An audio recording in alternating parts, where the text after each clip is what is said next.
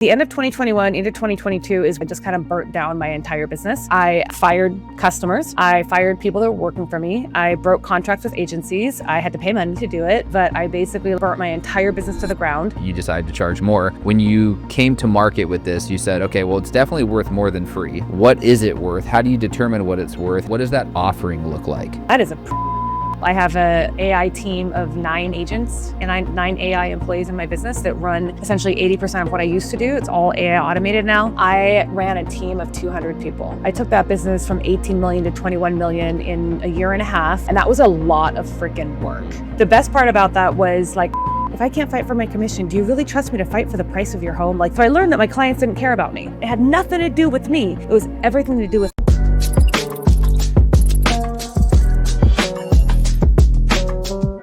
Welcome back, everybody, to another episode of Client Giants Podcast, where we speak with every single week amazing people who are crushing it in business and putting relationships first. My name is Jackel. And I'm Jay O'Brien. And today with us, we have Lynea Carver. She is a founder and CEO of Lynea Carver Coaching, and she helps established business owners build companies that no longer depend on them. Drawing from her experience leading multiple 7- and 8-figure divisions, before launching her own company, she teaches founders how to replace chaos with scalable systems, empowered teams, and AI-powered operations. Through coaching and the systems-driven CEO community, she helps entrepreneurs build businesses that create freedom instead of burnout. You're hired. Yeah, can you come Starting here? today? We're just going to pause everything and just hire you. Yeah.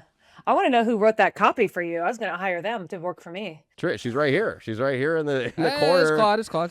Oh, sorry. Not a real person. Please don't steal her. Don't tell her. Don't tell her who it is. Yeah, we need her. I literally just copied her on an email 20 minutes ago. I'm like, I'm copying her because if she's not on something, things get dangerous. I need her to know everything that's happening. That's absolutely right. I don't know how we got that copy.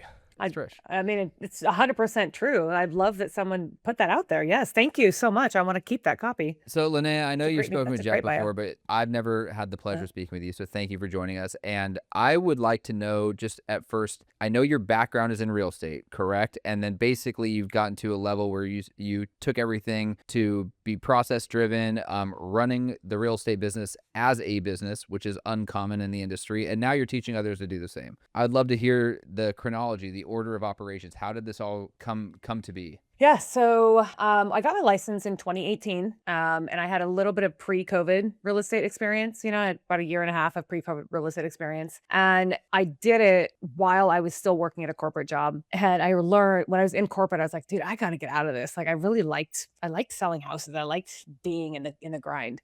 Quit my corporate job February 7th of 2020, and March 1st, the world shut down. So I had to learn real fast how to make the world of real estate, entrepreneurship, kind of jive with what I was still so used to having, because I was so used to having the rigid corporate structure, go in at 9 o'clock, do the thing. And I learned that balance of having that corporate experience taught me in the real estate space that, like, if you don't have that, you're going to burn out, which is what happened to me. So 2021, I completely burnt out. I mean, it was a big year for a lot of people, but just completely burnt out. I sold 35 houses as a solo agent that year. I hit close to 500,000 in GCI, top 1% in my market. And I just, like, at the end of the year, I had no life. I had a rocky marriage and I had no money. And I was like, wow, dude, I cannot do this. Like, I was working really, really hard. And I just had learned that I had basically created this like trap, and I could not get out of the trap. And so I had to figure out how. I had to figure out how to have the kind of that balance that I had when I was in the corporate life. Like, I liked the 9 to 5, but I was told you can't have that in entrepreneurship. I was told that you have to work, be the first one to answer the phone,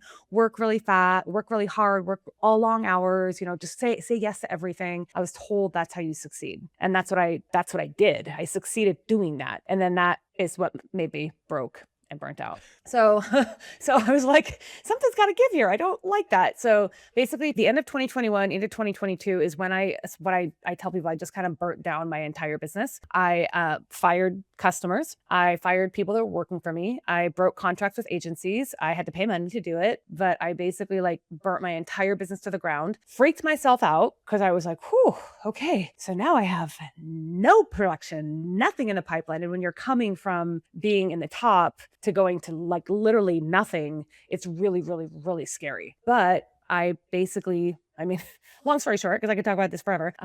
Long story short is I essentially just rebuilt my business after firing everybody. I rebuilt it knowing what I know. And what I've always known to be true is that when you have good processes and you have good systems in place, anybody can run that process and run that system. And it doesn't actually require you to be the one to run it. And so I learned how to automate my business. I learned how to put the right processes in place. And then once I did that, then I learned how to hire the right people to run that business for me. So now I don't have to do it. And here we are in 2026. Lynea, I have heard you tell like that story in little ways, and I've never actually thought about the process or heard you talk about the process of like going from 100 miles an hour to burning the whole thing up. Did you try some things along the way to try to find a balance? Because I feel like a lot of entrepreneurs, when they feel that, we felt that, everybody has felt that, you try to do little things along the way that you think are going to make it better, rely on you less, bring in different people or put in certain processes. I have to imagine you didn't just go from zero to, burn everything down. Did you try things and then had to just do a complete reset after trying a bunch of things?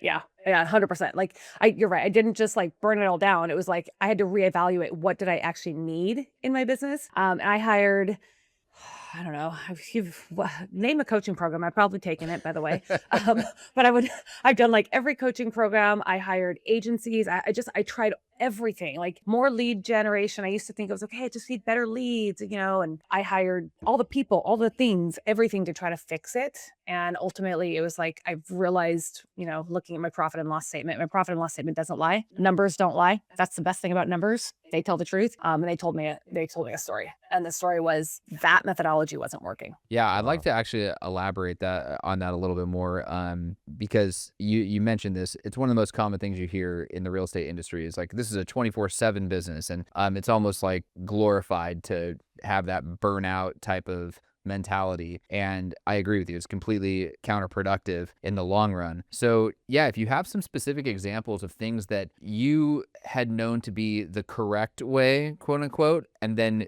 that you re-engineered to do differently, I think the audience would really appreciate some examples because there's so many people in that boat. And I think just the very nature of real estate as an industry, there's just this innate kind of FOMO, which is also why it's very ego driven, because people want to always like boast about how good they are because they want to prove that they're enough and that they're worthy. So if you can elaborate on that a little bit, like what are some things that you were doing incorrectly and then what did you course correct to do them better? I think one of the really common things that most real estate agents can relate to at some point in their life is commission reduction, right? So when you go to a listing appointment, for example, I've worked with a lot of buyers for a while, and then I finally figured out how to work with sellers, which is much happier. That was the one thing I did that really shifted my business, was being more focused on sellers and understanding that you actually have more of business when you focus on sellers. You actually can control the inventory, you control the market, you control your income. You don't have that as a buyer. That was one thing. But then when I first started being all in on listings, I found myself having to constantly fight for my commission, like fight for the commission, right? And I was learning all these tactics of negotiation. And, if I couldn't fight for if I can't fight for my commission, do you really trust me to fight for the price of your home? Like little things like that. And that's what you're told to do, is just have little objection handlers. What I found that to be the worst advice ever, because I don't want to have to go into a relationship with a client and already have this, like, I had to fight to trust you to pay me what I know that I'm worth being paid. I took that as I didn't do something right on the front end. Like there's something I could have done differently on the front end before I went into that listing appointment, so that there was not even a question about why I'm asking for the compensation that I'm asking for. And so that's what I took from that. And so what I did to kind of like go from fighting for compensation to actually like getting more, they may say standard compensation is 2.5% to 3%. I don't actually ever sign a deal that low. It's more than that all the time. So what I learned how to do really is I learned how to actually onboard or automate my onboarding. And so when I say this, when I rebuilt my business, I talk about rebuilding. The first thing I did to rebuild was actually find the right clients that I wanted to work with. So I do what I call what I call the Marie Kondo method on my clients. I literally took all the houses I'd ever sold. I put them on a spreadsheet. Have you heard the story, Jeff? No, but that's so good. But I know the book, the life-changing strategy of tidying up. Most people know Marie Kondo if you're around in 2020, right? So I took all of my clients and I put them on a spreadsheet, and I started going through them. And I had like a a pen and a highlighter in front of me. And I started being like, okay, spark joy, didn't spark joy, spark joy, didn't spark joy, spark joy, didn't spark joy, right? And all the ones that didn't spark joy, I basically was like, okay, cool. I took them off email campaigns. I took them off the follow-ups. Okay, I don't care anymore. But the ones who did spark joy, then I started asking myself, why? Why did they spark joy? And I learned that one thing I liked about him was I liked the way they make decisions. And most importantly, I liked that I didn't have to fight for my compensation. And that was really important to me. And so I actually did something that a lot of people are afraid to do. And I called them, picked up the phone, and I called him and I was like, hey, Jeff, I want to tell you something. I'm going kind of through my business right now. I'm doing this thing. I kind of, try to make it better. And I really liked working with you. You were awesome. And I want to work with so many more people like you. So I have a question. And I'm wondering if you can give me some feedback. And I mean, like, brutally honest, real feedback about working with me and what you liked and what you didn't like. And they said, absolutely, 100%. Because they all loved me, right? I didn't have to fight for my compensation with them. They loved me. So I took them out to dinner, coffee, whatever, something more like a Zoom interview. And I would ask them things about like, why did you decide to move in the first place? Where were you at emotionally? What happened if you didn't move? Like all the things that you need to know, like the psychographics of someone. But then I asked them what they liked about working with me and what they didn't like. And I learned that what they liked is that they knew that every single step along the way, it was the thing was handled. They never had to worry that nothing wasn't handled, and they didn't care who handled it. So I learned that my clients didn't care about me. It wasn't anything about, it had nothing to do with me. It was everything to do with the process. So I learned how to actually systemize and automate my process based on exactly who my target client is. And that's ultimately what happened. Is there an element of that? We hear a lot of people within real estate saying, like, when you say they didn't care who did it, they just care that the thing got done, that this part of the process got taken care of. Not to say that they don't care about you, but that it doesn't have to be you. It could be a listing agent. It could be a TC. It could be an assistant. It could be, we've heard for years and years and years, agents saying, oh, no, my clients expect me to be at the inspection. My clients expect me to be at this, at every single thing. And kind of what you just said, you broke down, is like, we've said to people, that's not true. It's because you haven't created the relationship in a way and set the expectations that whoever else could be there and tick that off. And what I think it does is, like, a lot of agents, they're running around like chickens with their head cut off because they think they have to be at all these things. They've never taken the time to do what you did to learn that. Is this something that you teach people now, that it doesn't have to be them to do every single thing, and that's not what actually moves the needle? Yes, 100%. And that's actually something I feel like I have to fight people on a lot in the beginning. It's a lot of like trying to fight that thing that we're told that, like you said a minute ago, it's all about ego, right? We put your face on everything, put your name on everything, put your logo on everything. And I'm just like, my clients don't actually care. Like, if I had a relationship with them, they don't need to be reminded that Lynea Carver Home Team is the one that helped them. They don't actually care about that. They don't care about my colors or my branding. My brand is myself. And so, yeah, I teach that to people now. And sometimes I get laughed at, and sometimes people walk away like, you're not the coach for me. I'm like, that's fine. That's cool, because I'm not sitting here trying to teach a bunch of people to just do the same thing that we've done for the last 50 years in this industry, right? Like, the world's changing with AI, automations, everything. Like, there's not much part of your business that actually requires you, the actual real estate agent, to be a part of, except for that relationship. Yeah. That's it. Take this and run with it, because we probably stole it from somebody else or heard it somewhere. But when people talk about their brand, they want this on that. We always tell them your brand is not your colors. It's the way people talk about you when you're not in the room. Mm-hmm. And that's what you're creating. Alex Bogarski. Yeah. It was probably. I think it was Alex. Yeah. Yeah. I mean, I liken it to Dale Carnegie's quote when he says everyone's favorite word is their own name. And it's similar. It's like, oh, but my brand, my colors, my face, it's like, it's a variation of that. Yeah. I get it. I don't like it, but for mine, it's different. Yeah. I'm a special snowflake. This is a unique situation. 100%. But I 100% agree. Like, hitting on the process, setting expectations up front, delivering the value before even beginning the relationship. It illustrates a level of confidence as well, where someone's like, okay, Linnea's on top of it. I can sit back and relax. And for a fully optimized, well-oiled machine in a real estate business, one would expect that there's not one person running the show. They would expect, okay, totally. There's lots of cogs in this machine if you are successful, right? And if you're not successful, then you're definitely at everything because you got the time. Yeah. And I feel that a lot of real estate agents, because by the very definition of how you would attribute or define success, are not successful. They're doing 0 to 3 transactions a year, at least 90% of them are.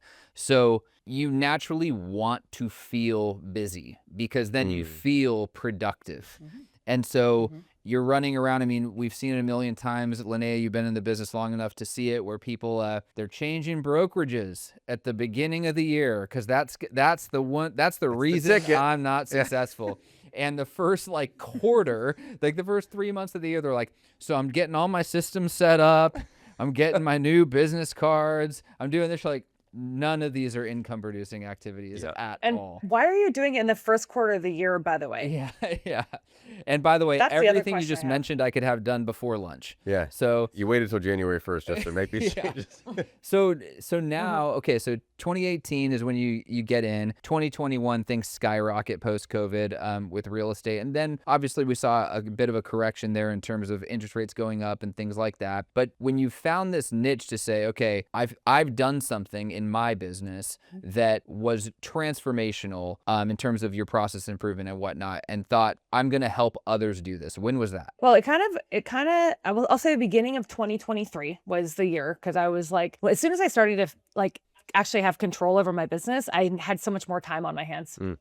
It's just like, I was like, I actually have more time to do something. And, selling houses to me is, for me at this point, and at this point, I'm proud to say it's a hobby. Like, I do it for fun. I do very well for having a fun hobby, but I don't sell houses out of necessity anymore. And like, I started to see that happening. And so that's why I did it. Because 2022 end of 2022, beginning of 2023, I was like, I got something, and more people were raising their hand, wanted to know what I was doing. So I was talking about it on social. More people were like, tell me more about that. And I started teaching like a free class every Friday, and I did it for 2 years, and people would come every week and get so much information from me. And then finally I was like, people are coming all the time. It's working for people. I feel like I should be getting paid for this. And so that's what happened. That's why I started coaching. Well, I feel like when people start to figure this out, at least in real estate that I've seen, the more common approach, once you feel like you've got some unlocks like that, would be, okay, well, now I'm going to open like a big brokerage, and I'm going to bring on all these agents, and I'm going to teach them my methods, and then I'm going to do this, and it's all going to be, what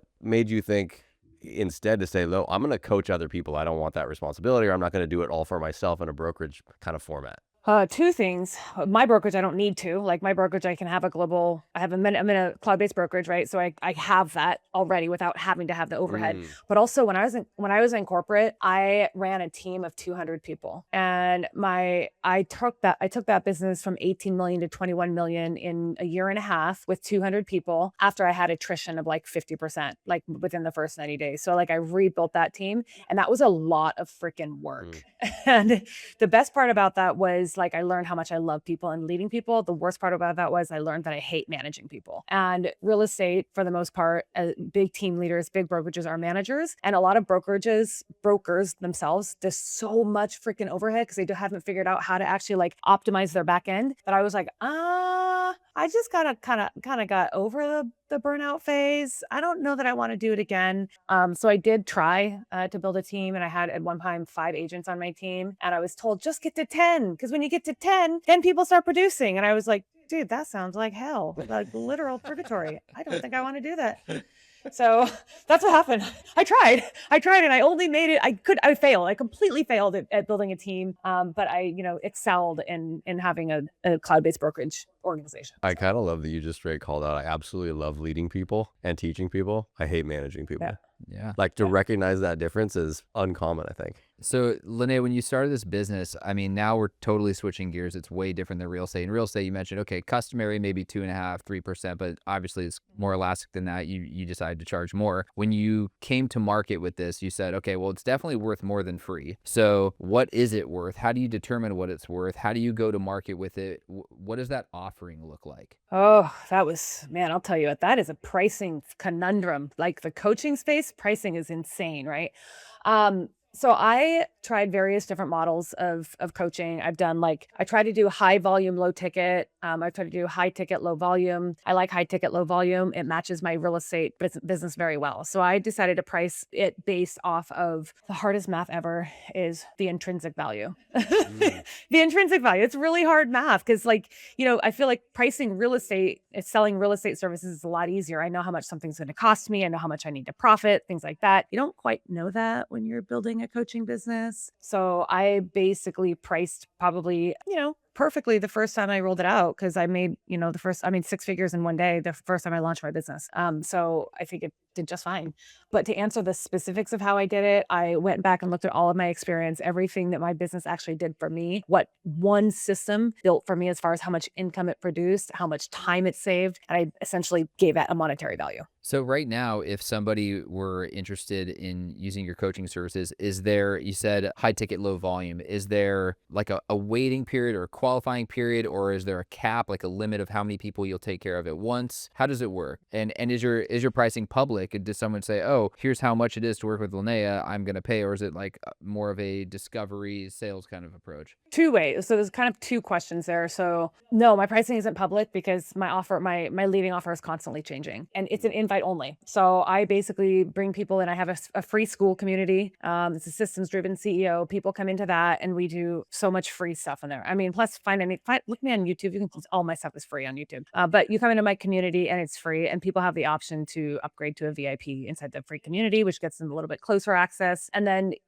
occasionally I'll do a launch. Like actually on Monday, I'm launching a new offer, which I'm really excited about. Oh my God. Have been perfecting it for like 3 days. And I'm like, okay, let's launch this thing. But anyway, but typically I'll do a launch. It's a 6-week entry point. It's like an interview period for both of us. I want to see if someone's, if someone's going to do the work that I want them to do to be able to get an invite into my inner circle. And the reason why I'm super particular about the inner circle piece is because the people that I've worked with them for 2.5, 3 years. Every single one of them has tripled their business year over year. And I've got people now who are ready to fully step out of production and start building and growing teams and other businesses. So like that inner circle is super precious. So that's why I keep it high ticket, low volume. I mean, that's a great business model. You're essentially saying, here's a ton of free content in this community, this school where people can come absorb and learn. And some of these businesses might just use that, and that might be enough, right? And maybe that they'll stay at that volume or, have nominal growth. And then others, it's more of like, if you know kind of situation where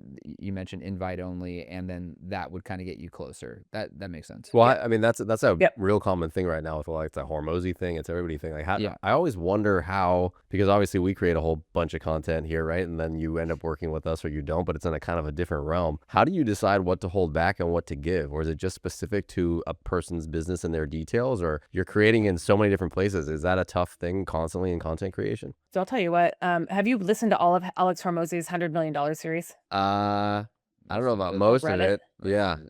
So him and Russell Brunson's Expert Secrets, there's the trilogy in each of them. And both of them, we know who they are. We don't even talk about them. But both of them give away every single thing that they've ever done in their business for $19. Yeah.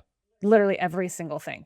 So I do the exact same thing. I give away everything. You can go and you can follow me on YouTube, whatever you can follow. I show my systems, I show my processes, I do all of it. But what happens is like free knowledge is only good enough if you have the person who's actually going to help you unless you're 0.1% of people are true implementers in this world and are going to take free knowledge and they're going to roll with it, right? Most people need support. Most people need help. And you don't really know the thinking process behind what you see online. That's the thing. Like the proprietary thinking behind the free stuff, you don't actually get to see that until you work with someone one-on-one, which is what Alex Hormozy I never talks really about, giving away everything you can. That makes perfect sense because like the why. Yeah, the why. I never really even given that any thought, but I mean, it makes sense because there's obviously no shortage of information. Like you can learn how to get 6-pack abs and be a bodybuilder, but without a personal trainer, is that ever going to happen? Doubt it. I mean, I always think of it as two things, and tell me if this is sort of what you mean. But like, one is accountability, right? Like you're saying, nobody's going to implement the thing. So I can give you obvious one. Yeah, that's the obvious one. But the other one is sort of like you can watch, and I have watched hours and hours and hours of Hormozy, or even like on content creation. But then there's still like a disconnect, even for I think a relatively smart person, where you're like, okay, but my actual thing that I'm trying to do, or my business, there are unique elements to my business, or maybe my location, or maybe my client, whatever. Every business is unique. Every business, and you don't want to think every business is a unique snowflake. At least they think they are. But there's a huge difference, I think, between taking these generalities and these systems that you say, and then saying, okay, well, how do we actually implement that into my unique business with my people and it just feels like it's hard to make the connection. I also think there's just like an infectious element where it's like, okay, this is the creator, this is the one who has the whys. I want association with her, like, you know what I mean, versus just her content. Well, yeah, yeah. Well, I mean, and okay. So how do you deal with the way that you ran real estate, where you decided, hey, look, I'm not gonna make myself be at everything. I don't need to be. I don't want to answer my phone at all times. Well, how did you decide where to draw the line with coaching? Do people have all access to you, or is it very much where you have a wall there? Look, people can send me a message on Instagram, Facebook. They might get me who answers it. They might also get my VA who answers it, right? So here's what I'm going to tell you real quick about the whole like value, right? I would pay to be in a room with Alex Hormozy, not just for Alex Hormozy, but for who Alex Hormozy knows, because you can't put a price on connection. You can't put a price on relationships. You can't put a price on a network. And sometimes someone's network is worth 10 times what you pay that person. And so that's what I think, like, when I think about like the model of what I've built and what I'm continuing to build, is that like people come into my inner circle because they want access to people that they cannot get access to. Yeah. And so it's like you almost pay you pay a premium to have access to people who are going to elevate you. So that's kind of like my thought on that whole Alex Hormozy pricing thing. It makes perfect sense. So for those who want to find you, Lynea, what's the best way to find you or your VA? And I'm sure they're going to want to know about this Monday offer too, even though this is not gonna be evergreen. Timely won't be, but it'll probably be evergreen a little bit, right? Yeah. It's gonna be something you'll be running for a while. And then talk I would a say the little bit about best places- systems-driven CEO community. Oh, sorry. Yeah. So find me on Instagram, Lynea Carver. It's just spelled just like you see it. So the systems driven CEO community, it's for 6-figure business owners who are done, who are broken. I like to say you're broken because I was broken. Like I was at the point where I literally could not move any further along. And you've tried everything to try to get out. And so what we do inside the community is I show you, the systems, the processes, the AI automations. I even have like how I have a AI team of 9 agents and 9 AI employees in my business that run essentially 80% of what I used to do. It's all AI automated now. And so that's what we do inside that community is we do workshops that I actually teach you how I built those. You can actually get access to me inside my school community, not my VA. And so that's what we're doing is we're teaching, high income earners how to scale to that next level without giving up more of their life and giving up more of their time and actually, in fact, getting that back and still scaling. Love it. Do we know whether it expands across industries, or is it pretty much is everybody right now real estate? Most of the people inside are real estate because it's a community we've just recently launched, and so my audience is following me. However, I do work with people who are in basically professional service-based industries. So attorneys, doctors, some doctors, which are awesome. I've got a couple of like med spa owners, estheticians, things like that. Yeah. So it's really interesting. I feel like the systems and what we had talked about in the past, I feel like a lot of what you offer is by no means just for real estate. This is a much broader audience that could really cool. Very cool. Well, yeah. Thank you so much for being a guest on the Client Giants podcast. This has been awesome. Yeah. And find Lynea Carver at Lynea Carver. You'll see the spelling right here. We'll throw it on up right here somewhere. Yeah. You'll see it. Links, show notes, do the thing. And thanks so much for joining us. Thanks, Lynea. Thanks, you guys.